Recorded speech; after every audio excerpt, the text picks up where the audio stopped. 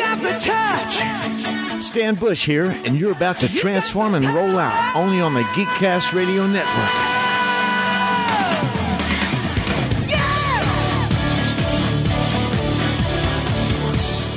Hit the button, hit the button. Start the thing, start the thing, start the thing.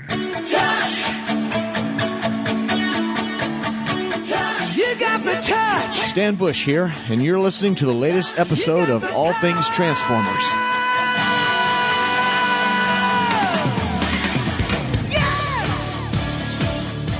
If you want, I can do it in a voice like this. Sure. Sound like hound. I don't know if I can keep that up, but I'll try. Let's see here. Sound like hound. Yeah, it's a sound hound. That used to be a John Goodman hound. Well, yeah, I know, but Soundhound used to be a music service, and I don't think they're around anymore. No, they're still around. I have the app on my phone. Oh, jeez. It works. I am not a voice actor, folks. I just want to preface that. I have no training. I have no nothing. So if this sucks, it's all Steve Megatron's fault. This is Optimus Prime, and you are listening to All Things Transformers.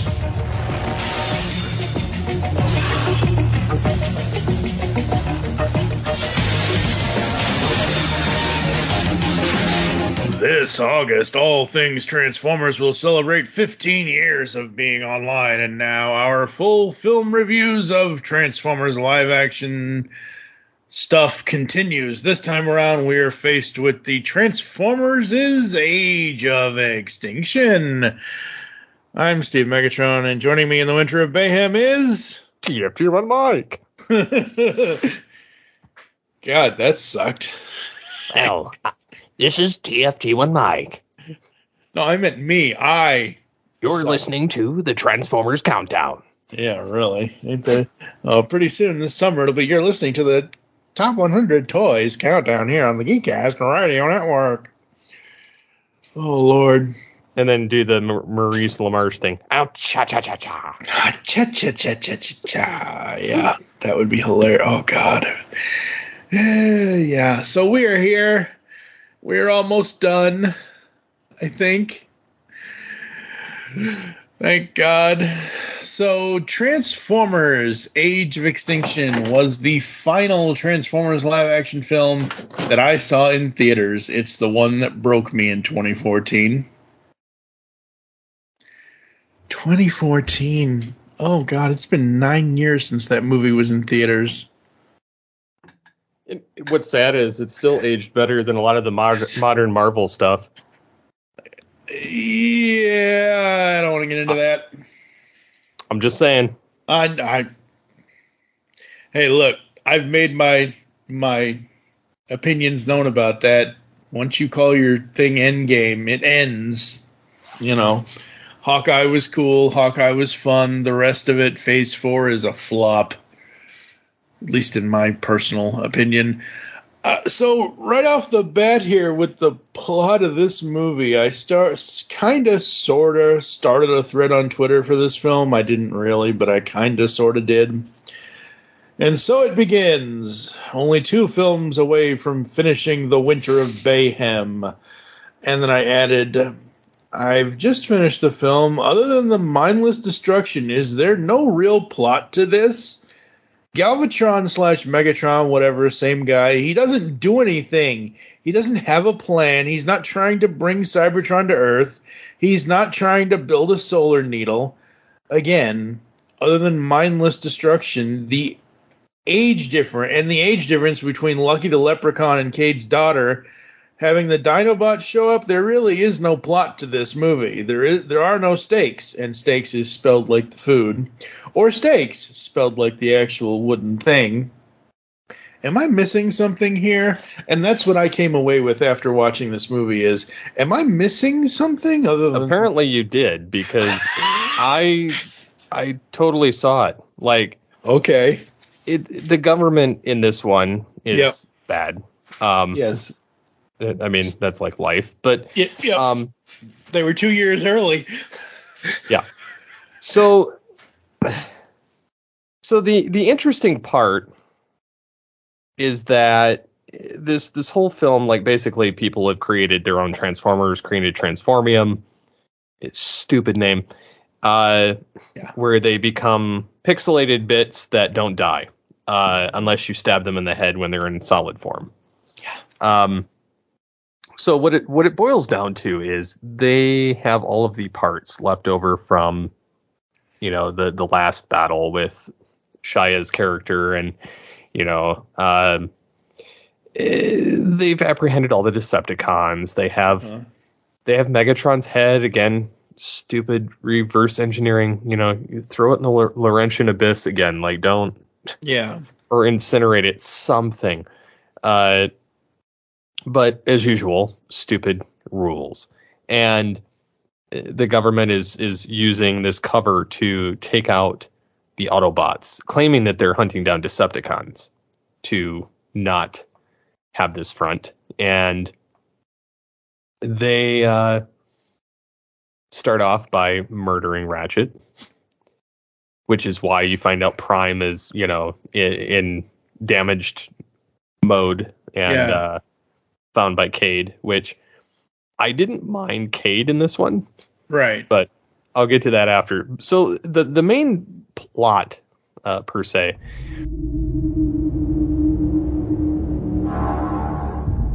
This is the greatest advance in modern physics since the splitting of the atom. A rare metal, molecularly unstable.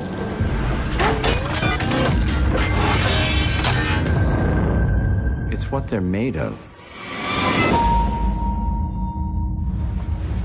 Bring it up! All the way! You guys have never seen a truck like this before. Dad, you can't keep spending money on junk. I don't think it's a truck at all. I think we just found a transformer.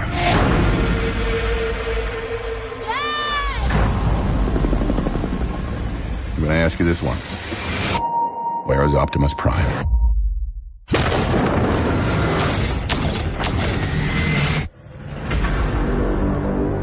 After all we have done, humans are hunting us. But I fear we are all targets now.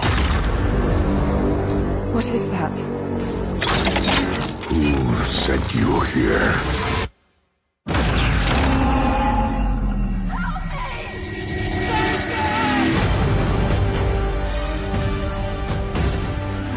This is not war. It's human extinction.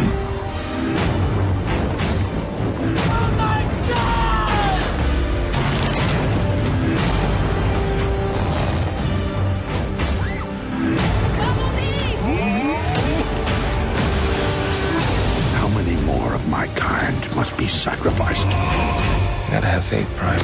Maybe not in who we are, and who we can be. I'm not leaving my dad.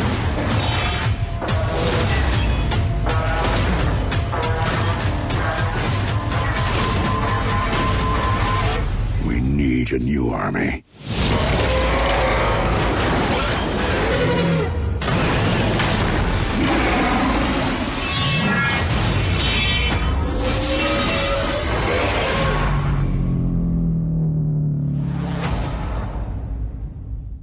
Yeah, Lockdown's trying to get Prime.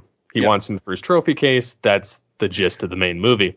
Yeah. But in return, he's going to give them this Cybertron seed. Yeah. Which will create all of the Cybertronium that they could ever need by terraforming an area of the Earth. And so as they're hunting the Autobots and as they're reverse engineering and using them for parts and, his 50 army, drone army, and then what they're not realizing is Megatron is influencing the Galvatron model. Yeah. And giving it a lot of his looks, a lot of his persona, like he's slowly infecting everything. He's slowly running the machinations behind it. And it's like as if, they're the same guy. Yeah. Just without a spark. Which is why there's the hole in the chest. So he can't be stabbed there again. But, yes.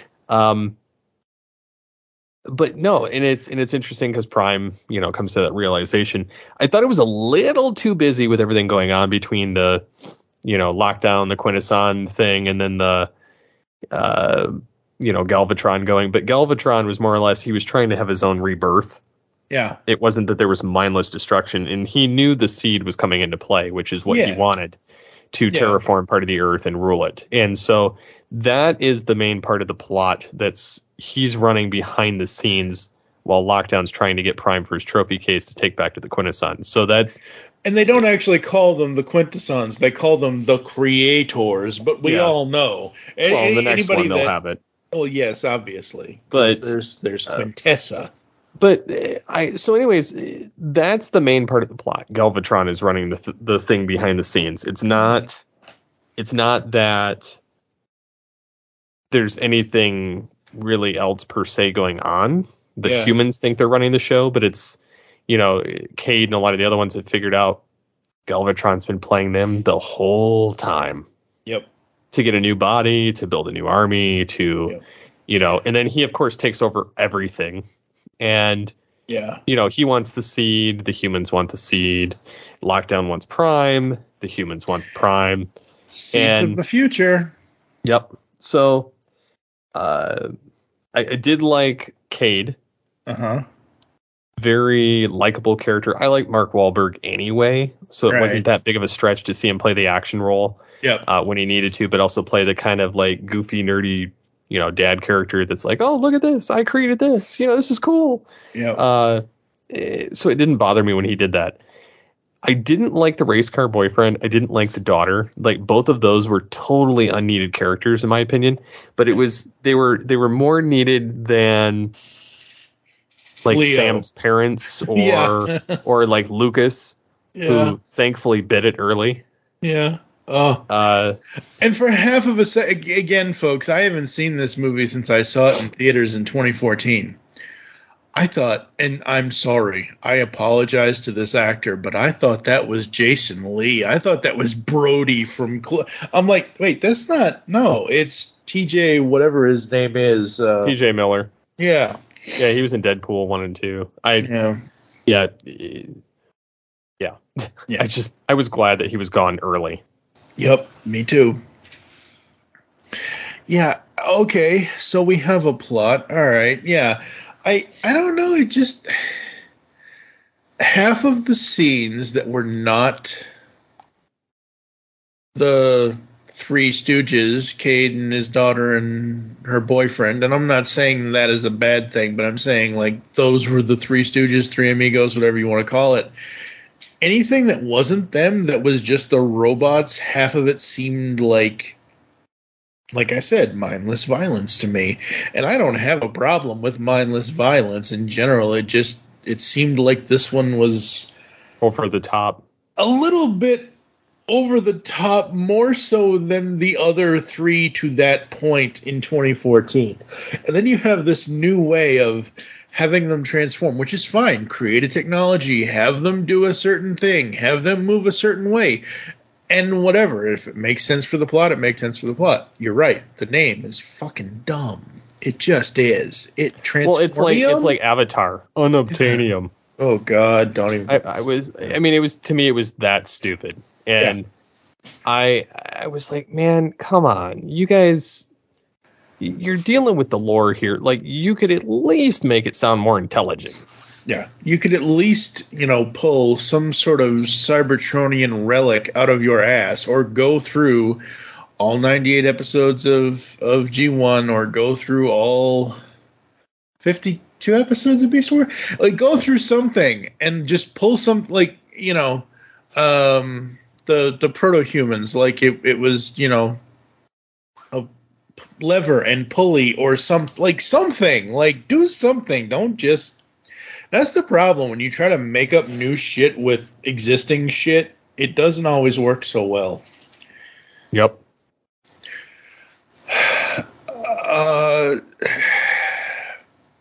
I remember thinking I heard Galvatron's voice more than what we actually heard. And he talks, and it is Frank Welker, and that's great.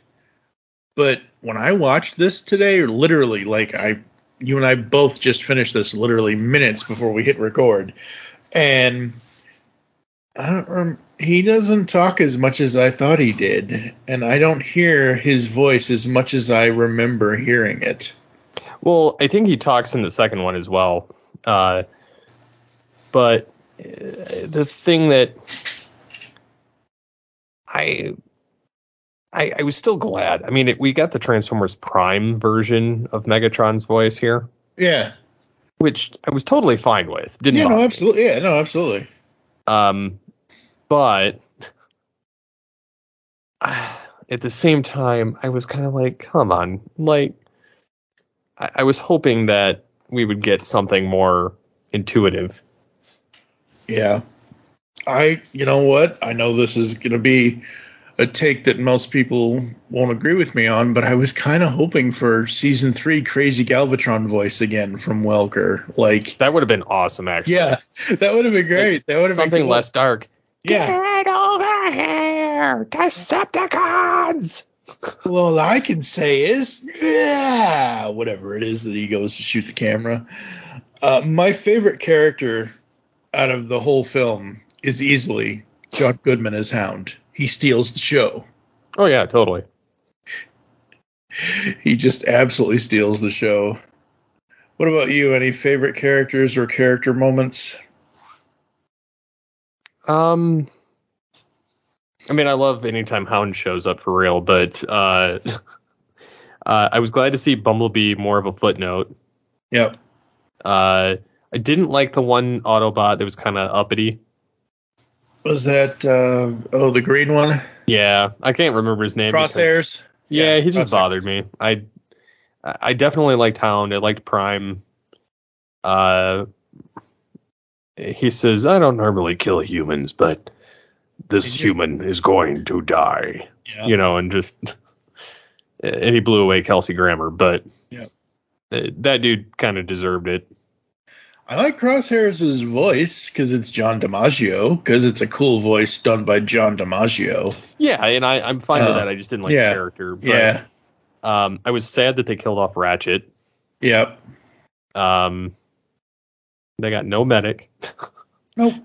I loved the scene where Prime shed his busted up. Oh yes. Armor and skin after he'd healed enough and reformatted. So I was like, okay, that's cool. Yeah. Even though I didn't like the truck that he turns back into. I didn't like his robot mode. Yeah. The robot mode was okay-ish. It was okay-ish. I still prefer, and I will always prefer, Optimus Prime with a faceplate in live action because I don't need to see robot lips moving around. I just don't. I think it looks stupid. I don't think it adds anything to the character. I just need to hear his voice. I don't know what the visual effects team was doing on this movie, but every time I saw Optimus's lips move, I'm like, ugh, that's just creepy. Because he couldn't convey, from what Peter Cullen was reading in the script to what he sounded like as the character versus what we were seeing from the visual effects team, it didn't translate right. It didn't look right. It just, no. Just please keep him faceplated, please. I still don't understand Mark Ryan's Bumblebee voice. I don't know I know they did a little bit of Radio B with this, but I prefer Mark Ryan as Lockdown between the two of them, between the two characters. I just, I would love to be able to say to Mark Ryan, let me hear your Bumblebee voice, please, without any, what would your Bumblebee sound like? And all as I can hear in my head and all as I heard in this movie was still Radio B. Again, like you said, B is essentially relegated to the background. I mean, even though he's supposed to be he's the Autobot scout, and he's supposed to be the new second in command, but he's barely in the Drift and Crosshairs and Hound are the 3 stars of the Autobot team in this movie, and Bumblebee is just kind of fading into the background. Yeah, I mean, I understood that. I wasn't totally disappointed. The Dinobots were kind of a throwaway, but I think it was because they were like trying to do the whole almost borderline Godzilla thing. Yeah. And honestly, if I didn't actually see the Dinobots, other than Grimlock, I probably wouldn't have, like... So, Strafe turns into a two-headed Pteranodon. Slug is a mechanical spiked Triceratops. Scorn is whose nickname is Spike, which makes no damn sense to me, but he transforms into a Spinosaurus, which is fine. Like, Spinosaurus is like, I like the design of a spine. Like, so, okay, so you get a Pteranodon, a Triceratops, and a Spinosaurus. A Spinosaurus is much better than a Brontosaurus, which is what Sludge used to be. Yep. Sludge isn't in this, thank God. I want to address this, and this isn't anything major. This isn't like earth-shattering slug thing. I'm over it. I've been over it ever since somebody explained to me, and I knew this already. I just didn't apply it to the Dinobot character. A slug is basically what you get after you shoot a bullet kind of thing. So I kind of like it now. It's okay. It's better than any other name that they've come up with to replace slag in the past. So that's fine. Grimlock, I like the fire breathing, but that's about it.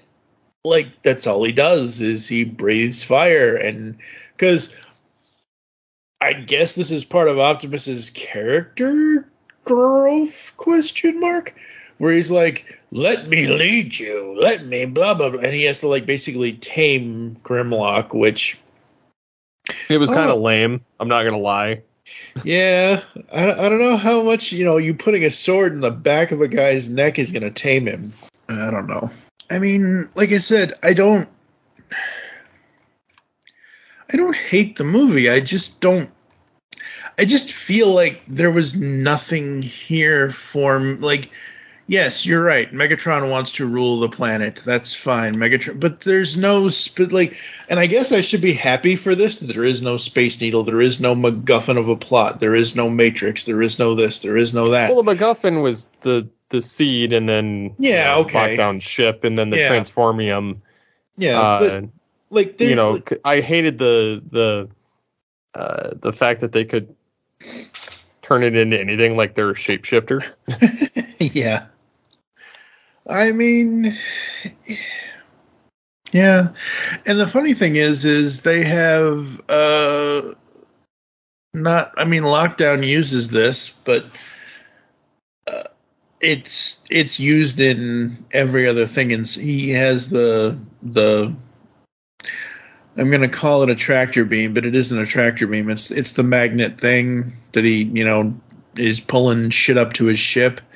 And I'm just waiting for Optimus Primal to show up, because that was when they started doing that, I'm like, where's Optimus Primal? Because the first thing I thought about was that scene from Beast Wars when Megatron is pulling him up to his island base or whatever the hell it was.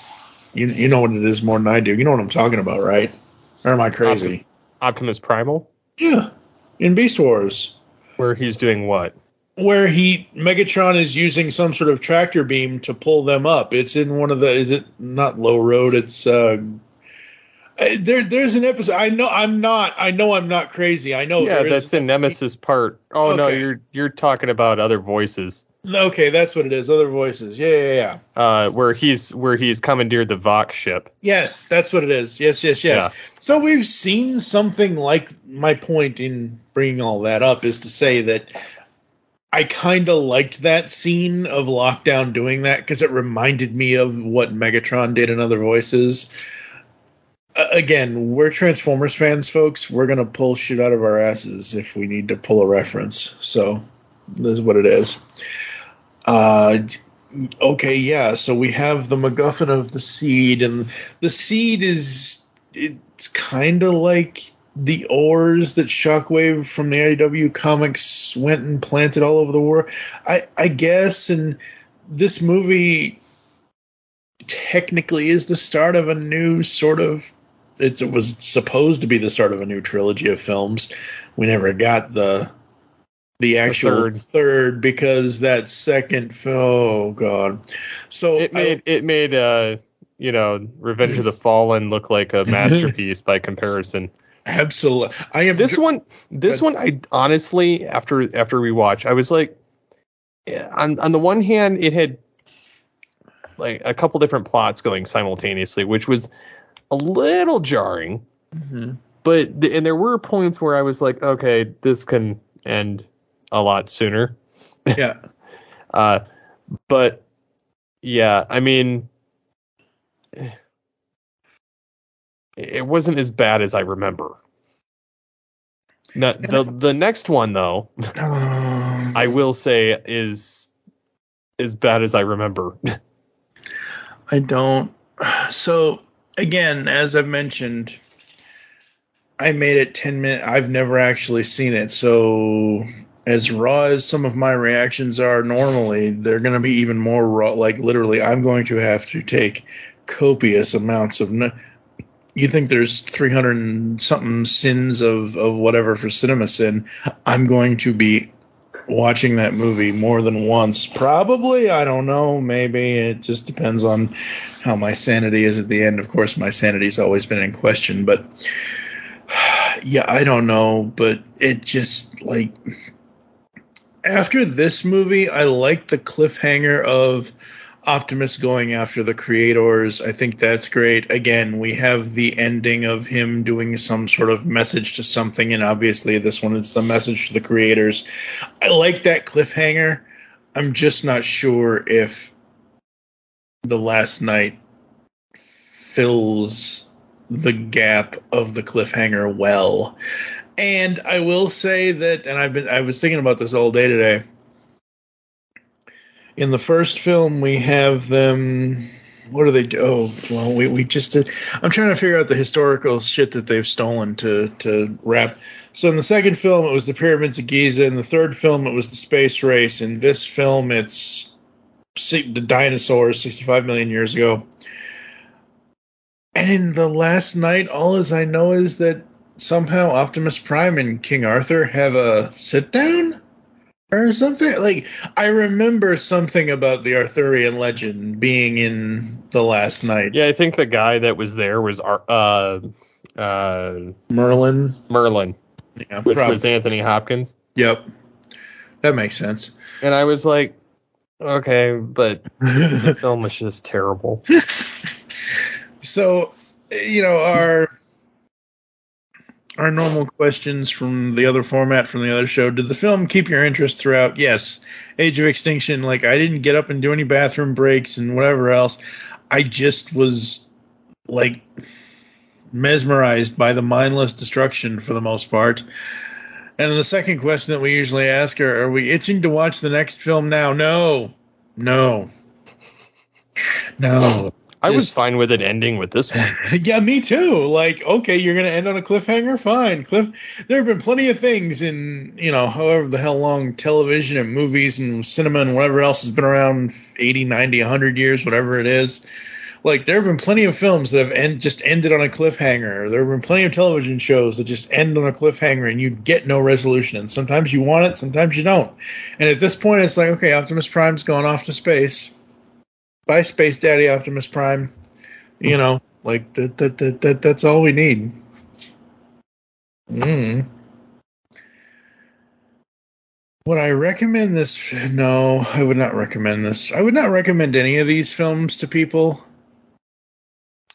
Not even for the whole, like, action film. No. Because there's just too much stupid. There wasn't as much stupid in this film as there were in the first three films. In 2007, Revenge and Dark of the Moon.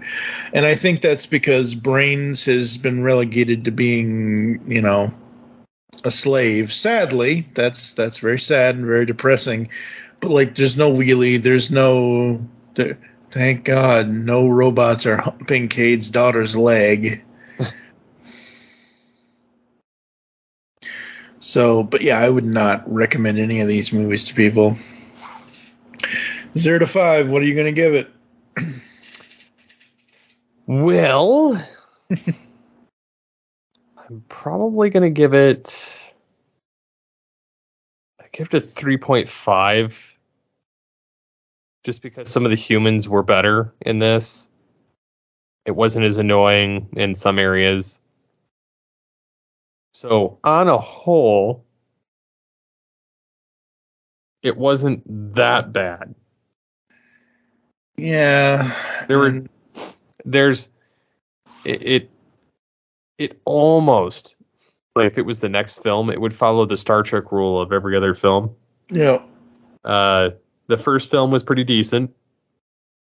Then we got Revenge of the Fallen, which was terrible. Dark of the Moon was good. You get this film, which isn't terrible. It's a decent start to a new trilogy. Yeah. The next film is terrible. Yeah. And then it's so bad they had to reboot and go Bumblebee, which is better. Yep. And then they're going to ruin it again with Rise of the Beast. So I don't know if they're going to ruin it. And we'll talk about they're going to do it. They're going to destroy it. We will talk about that in a little bit. But yeah, for me, I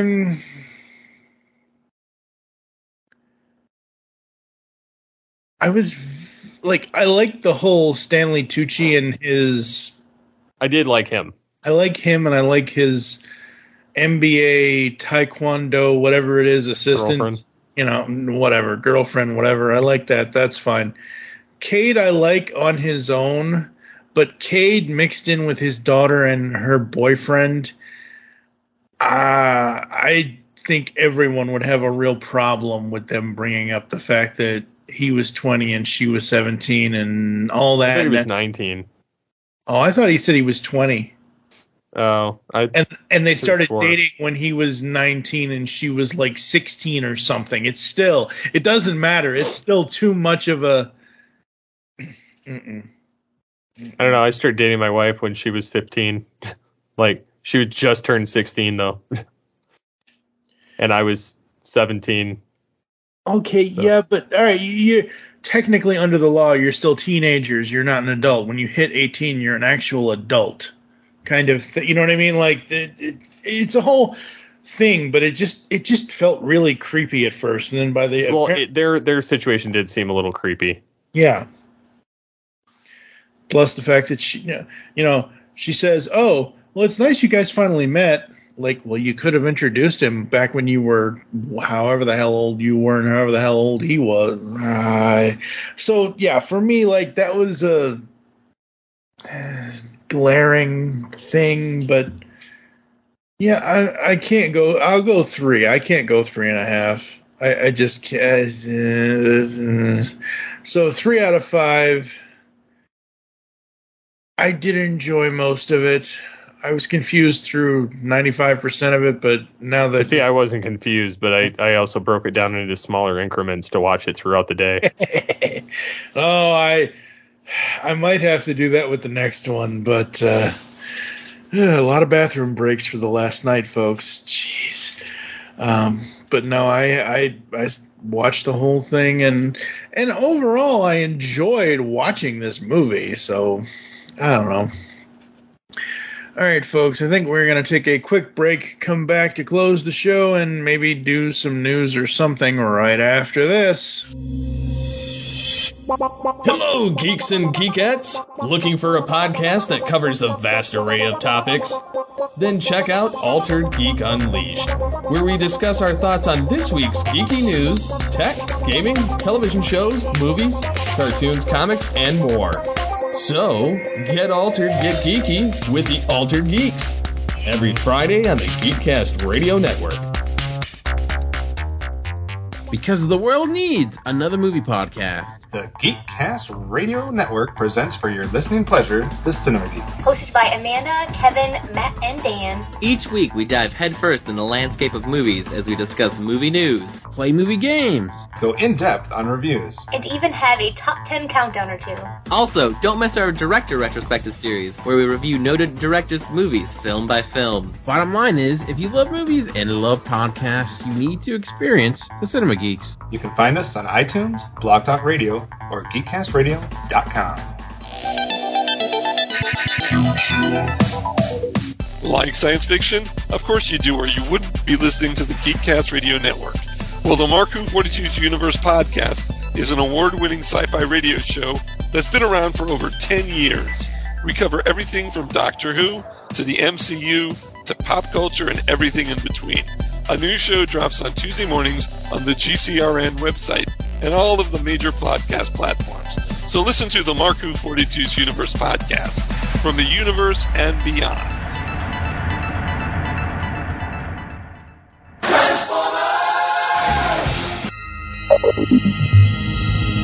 You are receiving a transmission from the Rod Pod. Upload pending.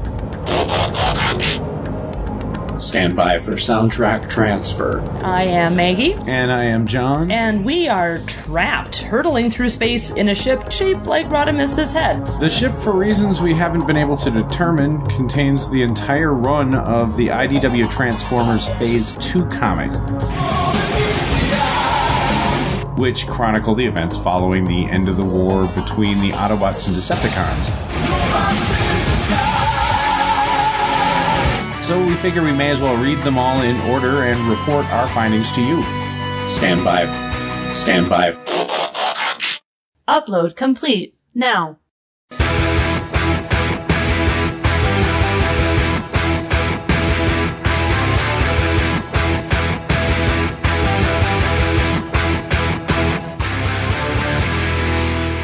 The Rod Pod. Look for us at marriedwcomics.libsyn.com, at iTunes, at Stitcher, or wherever good podcasts can be found.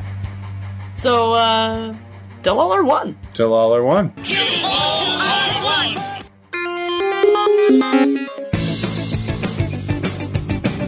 Hi, I'm Dan, and I'm the host of the Rock Nerd Radio Show, which airs live on HudsonRiverRadio.com every Wednesday evening at 8:30 p.m. Eastern Standard Time. It also gets backed up as a podcast, which you can find on your preferred podcasting platform. Every week on my show, I talk about all kinds of pop culture. I talk about music, I talk about movies, TV, comics, collectibles, and so much more. I also feature a guest on my show periodically, which you might enjoy. I have a couple of special segments on my show, one called the Cover Song of the Week and My Favorite Thing in the World This Week. If you think this sounds cool, check it out sometime. I hope you do. Discover a world of vintage and modern toys that's more than meets the eye with the Triple Takeover Toycast. Hosted by toy writers and photographers Toybox Soapbox, 6O, and TF Square 1, this informal and chilled-out series of discussions cover everything from vintage Transformers to Mask, Diaclone, Microman, and more, be it nostalgic or current. Whether you're a seasoned collector or a casual robot enthusiast, all are welcome. Triple Takeover Toycast. We are back here inside the Winter of Mayhem on all things Transformers. We got a little bit of news to talk about. First of all, I'm just going to mention this. This is until they release the full season, I really do not care. But Transformers Earthspark, there has been a DVD Amazon listing for the first 10 episodes. Please just release it in a complete series format. Don't release it 10 episodes at a damn time. Oh no, that drives me bonkers. Yeah, me too. And then we have your favorite. We've got some repaints. Yeah, I'm a little excited because they're doing repaints. I mean, this is Takara. They do this typically. What they're teasing though is basically show accurate colors. Of Optimus Primal and Megatron from the Kingdom line. Yep. And they're going to, for the Megatron, use the alternate face, the one where he's going, yes. Nice. With the teeth showing and everything, and not the grumbly look. Or maybe it is the grumbly look. I don't know. It's hard to see this image, but regardless, it's kind of cool that they're coming out with this. Yeah, very cool. Repaints are always good. I don't know if I'll ever pick them up, but it's like I already got one, and I got toy hacks for it, and Exactly. And to be honest, if I was going to go this route, I would just get the masterpiece and be done with it. Yeah. So then we have Transformers Reactivate. I'm interested in this. Mm-hmm. I don't know what to think about it because there's really not been much to go on. Yeah. But I'm kind of interested to see what they do. Yeah. Love the logo, but like the reactivate around the Transformers text. But yeah, I don't know. Like they're talking about having toys for the figures of the characters in game. Yeah. That would be cool. Prime and Soundwave, and I'm like, okay, let's see what they do. Yep, absolutely. And the last thing that I have here is RoboSen G1 Bumblebee revealed, and it looks like this will not be a transforming figure like the RoboSen Optimus Prime. There are no additional details currently. It looks like Bumblebee will just, be on... Well, he was on display at some Middle East film and comic convention thing. This seems to be a non-transformable figure, but a self-articulating action figure. So I'm looking at this image, and I'm like, okay, fine, sure, great. That's awesome. The only thing is, if it's going to move, if it's going to self-articulate, and they're going to do anything, and they're going to charge us like $10,000 or however the hell many thousands of dollars these things are, you got to get Dan Galvatron, damn it. If you can get Peter Cullen, you got to get Galvatron. Come on, RoboSen, do your job. Seriously. And yeah, that's all I got. So the other stuff that I have is they've released information on in the first look of the retro G1 Thundercracker reissue, which I've seen the Starscream in store and I've seen the Hot Rod. And my kid was like, "Oh, that Starscream looks pretty neat," and I'm like, "Yeah, I said I had that a long time ago." I'm like, and then he's sitting next to the Kingdom one with his throne, or the Studio Series 86 with his throne, and I'm like, yeah, this is the modern one, this is the original. And my kid's like, I don't know, I kind of like the old one. And I'm like, yeah, I mean, it's nice, but you also have to, it's parts forming in some ways, but I like the new one. I wish they would have had it without the stupid chair and the ceremonial garb. Yeah. Because like that extra $20 for the accessories there. Yeah. It's not an accessory I cared about. I mean, you would have thought they would have like had two different bundles, one that comes with the accessories and one without. You would think, but yeah, or sell the accessories separate. So if somebody wants like a King Thundercracker, King Skywarp, they could do it. Yeah. But yeah, so there's that, and then they have listings showing up for Retro Perceptor, Shrapnel, and a special edition Optimus Prime, which nobody really knows what that is. Yep. I'm wondering if they'll do Studio Series 86 Prime. Because, I mean, they're doing everybody else. I love the Ironhide, and I want it, but it's like, it's not one of those things that I'm going to, like, splurge on. Yeah. Unless I do, like, the core class, just because it's cheaper and doesn't take up as much space. Yep. I wonder if they did do a Studio Series 86 Optimus, which defining feature from the movie would they use? Like, would they use the point where he's talking to Ironhide? Would they use the point where he comes off the shuttle? Like, and then obviously what they can do is if they did do a Studio Series 86 Optimus, they can do a Studio Series 86 Optimus B and make him gray. The gray repaint, Dead Optimus Prime. So that would be interesting to see if they would do that. I mean, stranger things have happened. They have, and I guess we'll kind of see what happens. Yeah. I really want what I would absolutely love, and I don't know how they could do this, and I don't know if they would ever do this, but with all the technology and all the toy manufacturing that Hasbro has now and all the engineering and innovation that they've been doing over the last few years, I want a Power Master Optimus Prime. That's what I want. They've kind of made that, though. Have they? Yeah. Really? Yeah, they made, I think it was during the Power of the Primes. No. So what I'm talking about is, I will go to my grave by saying this, I will defend this to the day I die. Kingdom Rodimus, Leader Class, Commander Class Rodimus Prime is essentially a modern-day version of the original 1987 Rodimus Prime toy, or 86 Rodimus Prime toy, whatever year Rodimus Prime originally came out in toy form. It's just a modern version of it, and that's what I want for this. I don't want something that's based off of whatever they did in Titans or whatever the hell.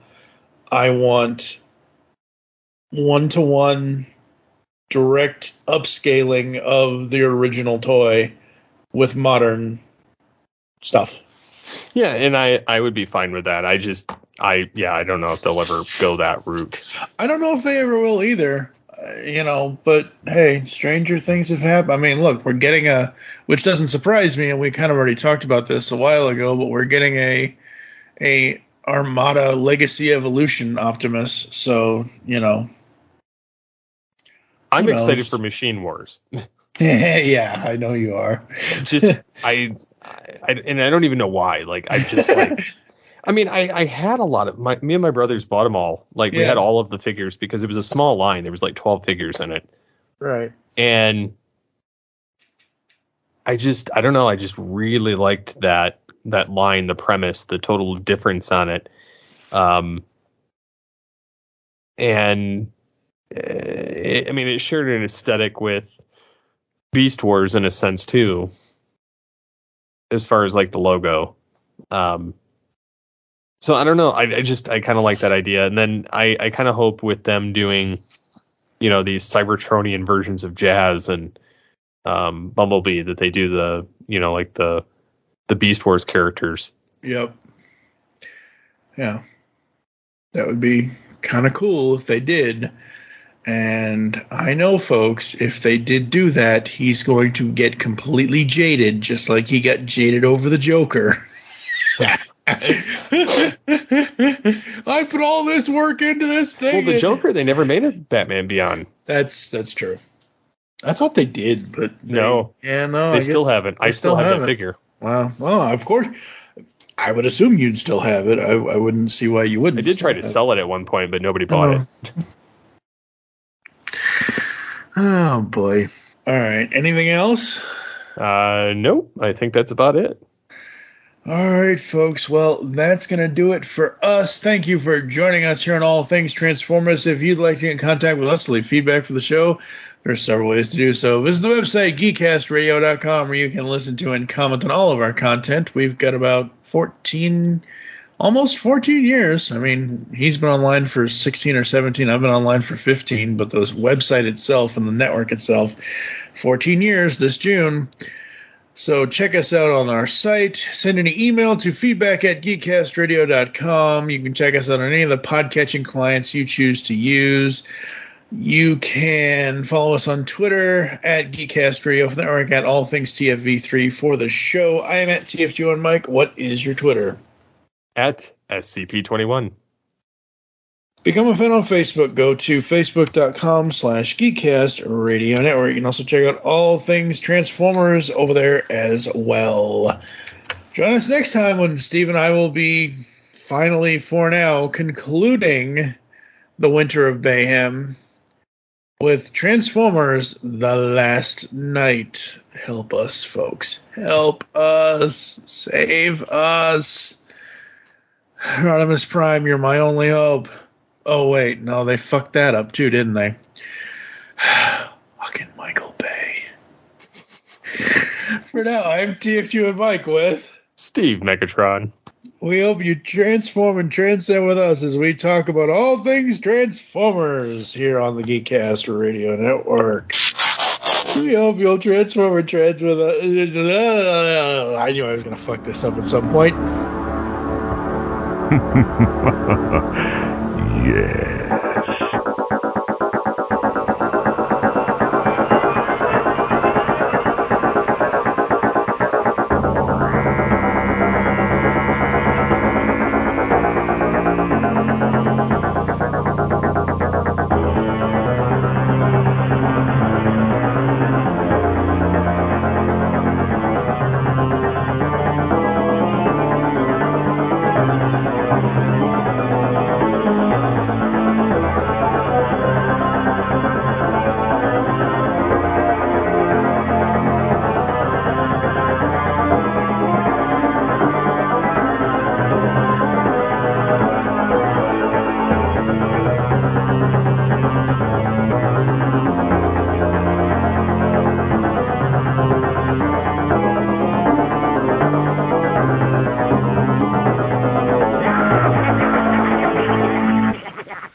I wish to speak to my lawyer.